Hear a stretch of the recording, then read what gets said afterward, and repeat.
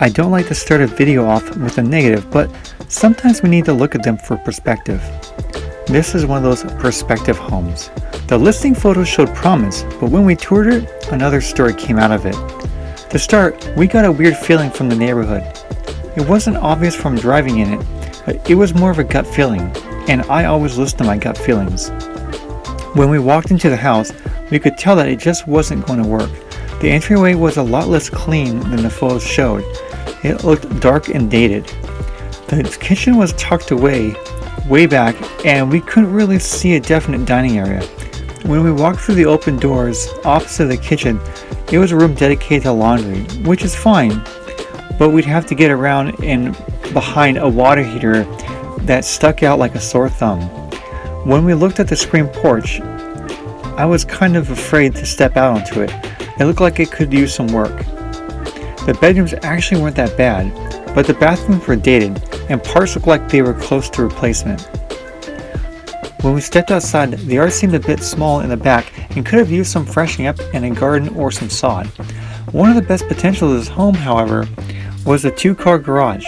This definitely had a potential to be its own little apartment or Airbnb studio. It had an upper story too that could have been incorporated as a bedroom. However, all of the inside just needed a lot of work to get to that point, unfortunately. The location was pretty good, actually, aside from the immediate neighborhood, of course. There were a few restaurants, grocery stores, and places for shopping, and this house was around 20 minutes away from Central Charlotte and the Charlotte Douglas Airport. But with all the negatives in this home, the immediate location, and the amount it would cost to fix it up, considering the starting point being at $296,000, which did drop $4,000 since viewing it, it just made it a little bit too much to handle. Especially since we're looking for more of a move-in ready home. Did I mention that it didn't have an HOA? That's a plus. But I'd still put this home at a 2.75 out of 5.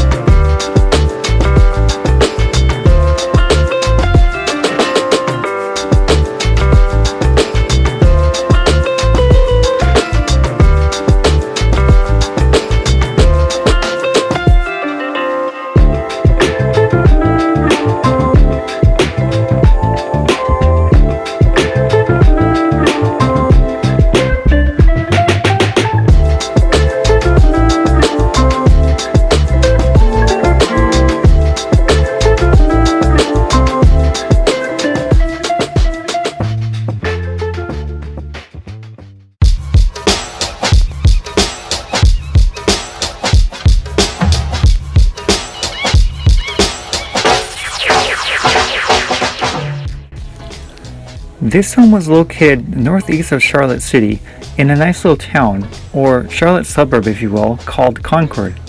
Right away this home felt like where I grew up. It had a creek running through the property and it was half encircled by trees, which I liked. The 2-car garage was great too, and there was ample parking. In case you weren't aware, we've been coming into these homes with Airbnb hosting in mind. We told our real estate agent what we were looking for. 3 bedrooms, 2 bathrooms, 2-car garage, and as close to Central Charlotte as our budget would allow. So far she's made good with these. Of course, we made some adjustments and considerations along the way. This home, location-wise, was one of those adjustments. Concord is around 30 minutes from Central Charlotte. However, having a local to help us open our eyes to the benefit of Airbnb in different locations, this home was considered. When we walked up into it, it had a cozy living room with a great-looking fireplace. The floors were hardwood, and they'd seen better days. But what do you expect from a home built in 1958, right? Next to that was an outdoor porch that was all screened in.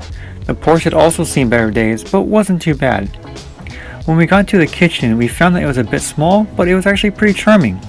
Some of those appliances were a bit dated, and the kitchen table and seating kind of reminded me of being in a monastery. There was like a pew feeling to them. Of course, that could easily be replaced. The bedrooms were open and spacious and hardwood, which was also a plus. One of the bathrooms was very narrow and felt a bit claustrophobic. When we saw the garage, we could tell we could turn this into something wonderful, but it would take a bit. However, at a price of $359,900, it would be doable. There was a door that opened up to the garage from the outside, making it ideal for a private Airbnb. We could also put in a bathroom and it could really make it sell. The one thing I've always wanted in a house, this one had, but there was a serious drawback. The basement was very spacious, but you could see the crawl space above and beyond the concrete walls. This wasn't too bad. However, I had to dip my head in walking through it, and this was without putting a ceiling over the floor beams in hopes of making it yet another place for an Airbnb. Another plus is that this home didn't have HOA. With all the limitations and improvements, the lower price just really wasn't selling us on the property. But it wasn't a bad home, so we'll give it a 3.5 out of 5.